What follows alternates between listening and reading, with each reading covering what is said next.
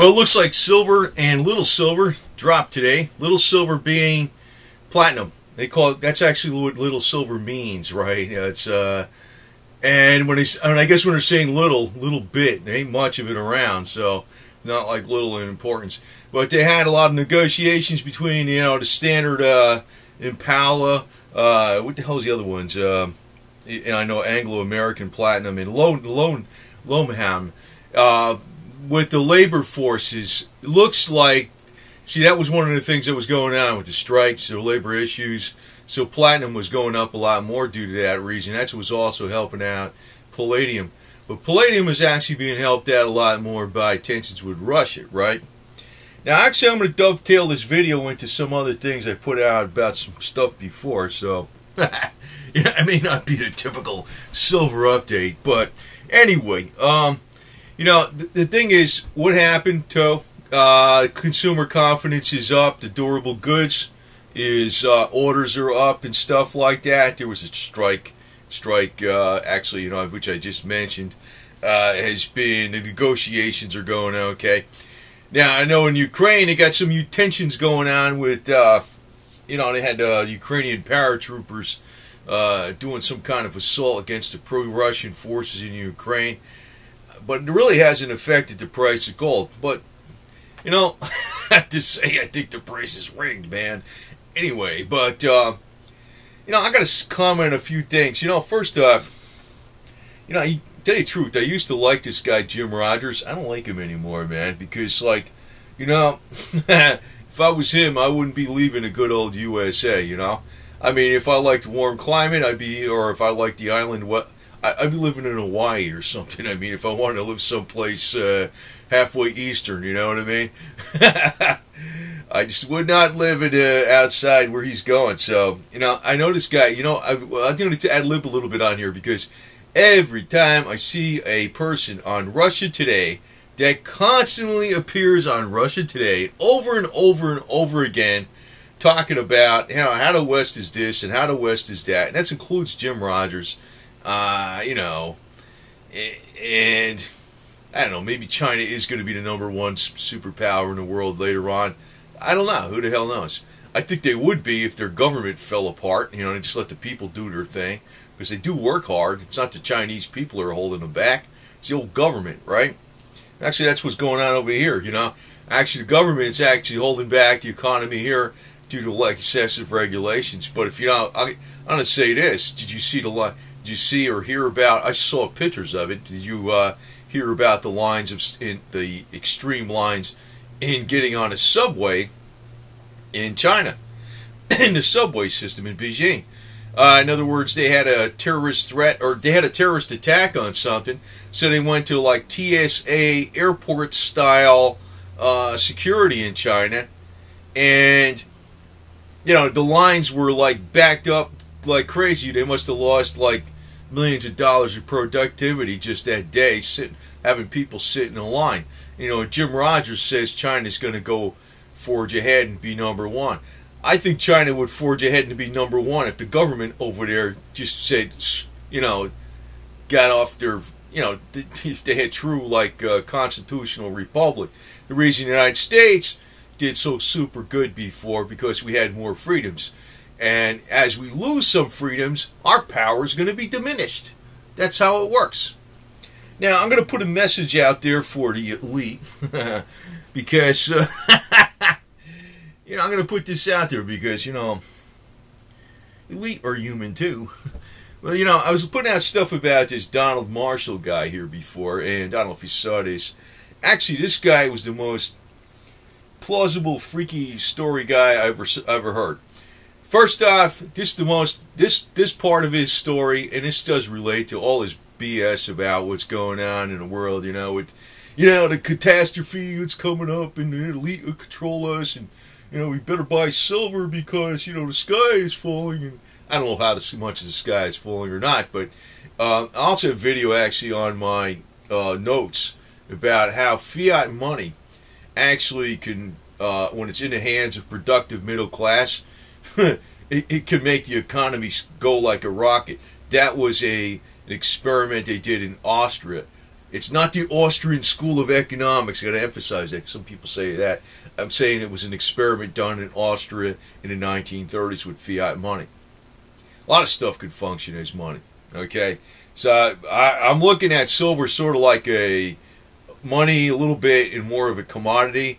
That's a precious metal, and I think it's a good bet in times of financial turmoil. Right now, we haven't really got into the financial turmoil, but let me get back to this guy here. I put a video out on Donald Marshall, and you know, the most plausible thing, before I ever said anything about what he said with all the freaky stuff, is that he said, like, you know, Jesse Ventura, David Wilcok, David Icke, you know, with his Alec Jones, Ron Paul, you know, all this stuff, that they're all freaking pile of, they're all on the inside, you know.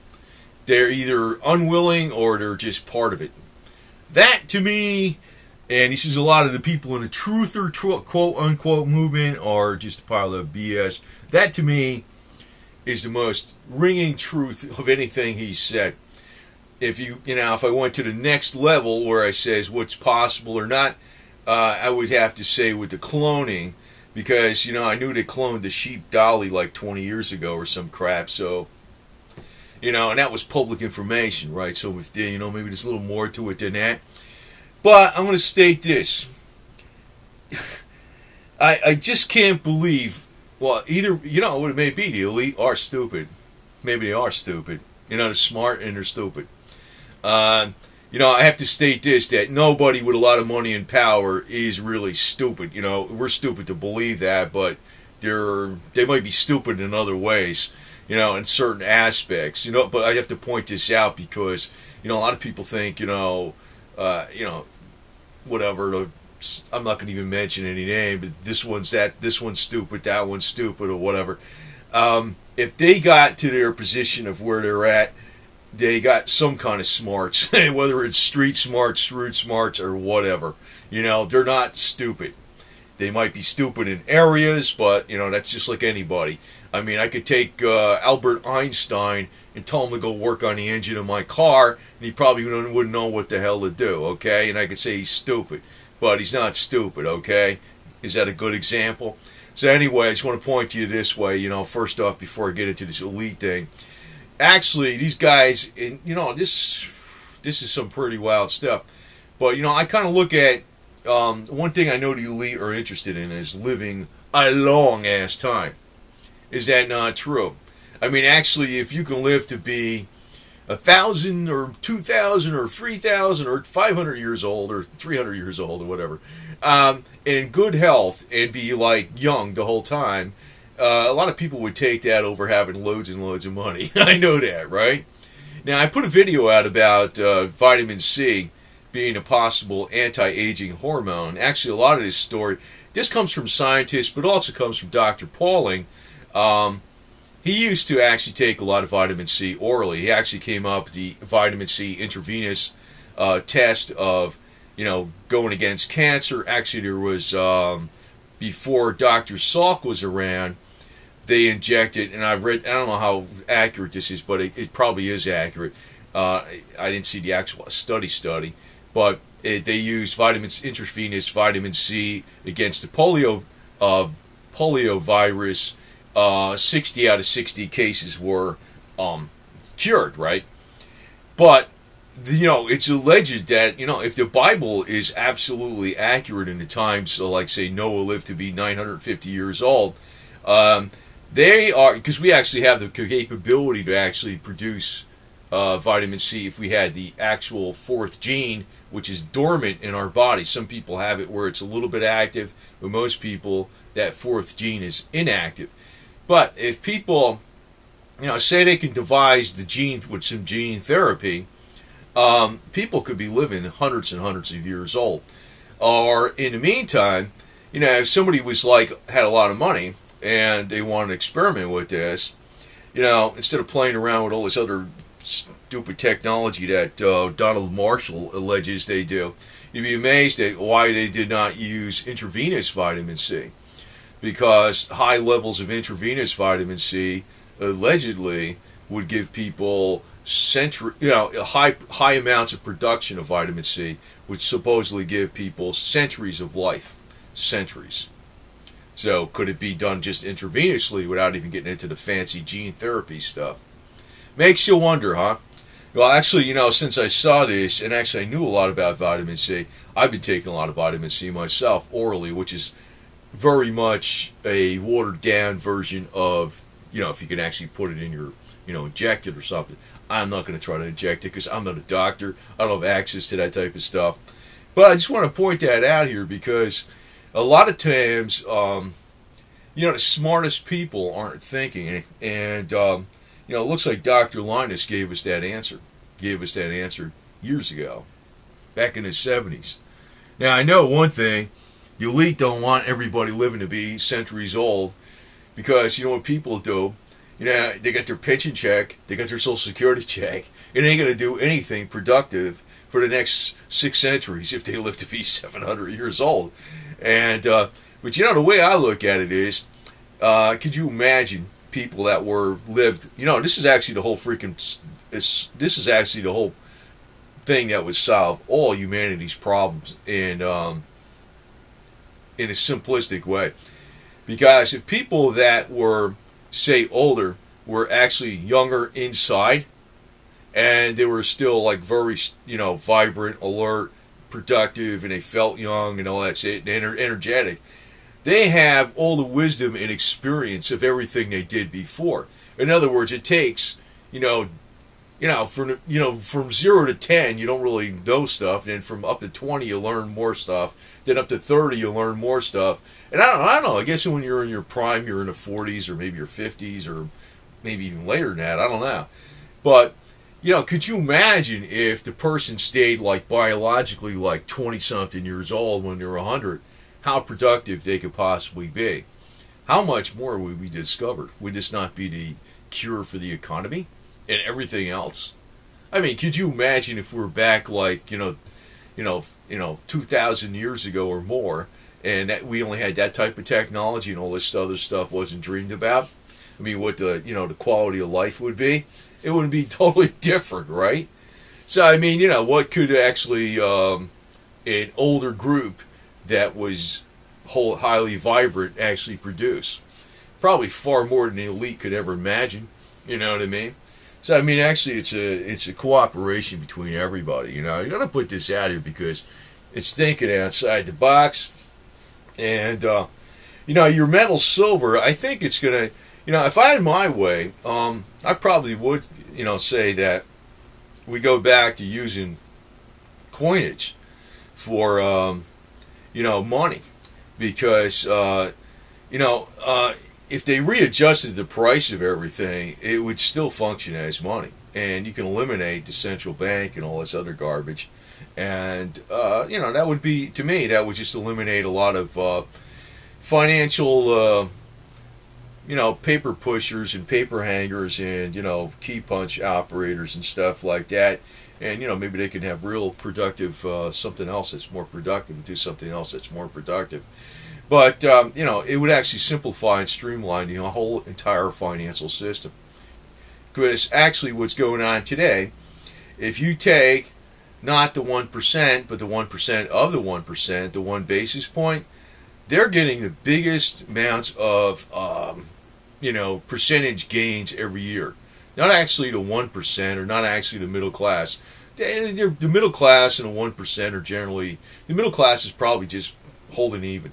The 1% is getting some kind of gains, but if you take the 1% of the 1%, they're getting huge gains. And the way they're doing it, actually, in my opinion, is they're cheating. The way they do it is because they're connected to the banking and financial system. And that's why a lot of people don't like them. You know what I mean? They're basically skimming off a percentage from the top. So anyway, I just want to point out some things here. And, actually, I've seen some things on quantum computers.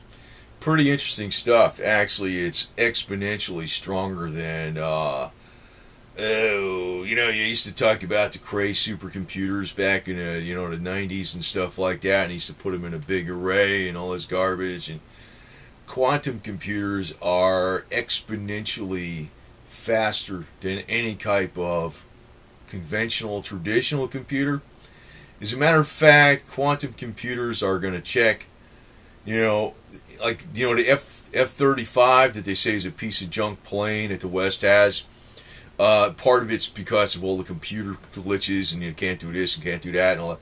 Actually, this quantum computer technology is probably going to iron out all that computing code that's in there, and it's going to turn it into one of the super versatile, great fighter that they expected it to be in the first place. In other words, even the generals that state that that plane is not the best, it's probably going to turn out to be the best. But, I have to state this. If quantum computers are applied to the financial area, you talk about high-speed trading, I think these guys can do anything. They can do anything. And you know who has the quantum computers? Basically, I think it's mainly in the U.S. I don't think Russia or China has it. I don't think they do. I think actually in technology, despite Russia having loads of engineers and China having loads of freaking very smart people over there, the biggest, strongest technology is actually in the West. And, I have to tell you this is where Jim Rogers may not have it correct. Because there's one factor in the West that has actually been the reason the West has been the most productive, is because despite us moving more and more towards socialism and the evils of socialism, despite that happening, there's still way more freedoms here in the West than there is in China or Russia. So if Jim Rogers wants to think the future's in China and he wants to go invest in Russia, good luck. Good luck, buddy. Because, I don't know. I'm not really liking this guy too much. Because I realize anybody who appears on Russia Today constantly is not a good person, in my opinion. I mean, I don't know. I guess I got some dedication to the West no matter what. Come hell or high water. That's the way it goes. I'm moving my spooky remotes around here, by the way. But anyway, so it looks like, there is some bona fide reasons for the price to go down today with silver, especially platinum. It was over the the negotiations with labor in South Africa, and that's really why platinum took a hit. But across the board on the metals, it's actually the outlook for the economy supposedly is looking better. The durable goods orders are up. But like I said, where I think, I know it. I know this, it's just that I don't know when. What's going to lead the charge is conflict that's going to bring up the price of oil. That will be the deal. That will be the deal. And, this deal what I put out about Donald Marshall, got some way out stuff, but like I have to say there's one thing I actually really, just one reason, and actually if you want to agree with some of the lizard theory, his theories are freaking, his whatever he claims is way better than Icke's garbage, because I always said Icke, was a total disinformation agent. Total. Anybody that makes major bucks in the alternative media has to be a disinformation agent. Donald Marshall was, I think he named Dan Dice or something, whatever the hell his name is, another guy. It's all BS, man. It's all BS. So I'm just giving you a straight scoop, but I really don't know what the price of silver is going to do tomorrow. I'm expecting that during the end of this year in September, it's going to start taking off a lot. It all depends very much conditionally upon also where it's really going to take off if there is a major conflict in the Middle East. But, like I said, if it's going to be a spike, it could spike way higher than I think. I could sell earlier than I think. But the point is, it could be a spike where, spike means it goes up and it comes down. Because I think the whole thing with the metals where they're going to go up is going to be contingent upon oil prices and fear and problems in the economy.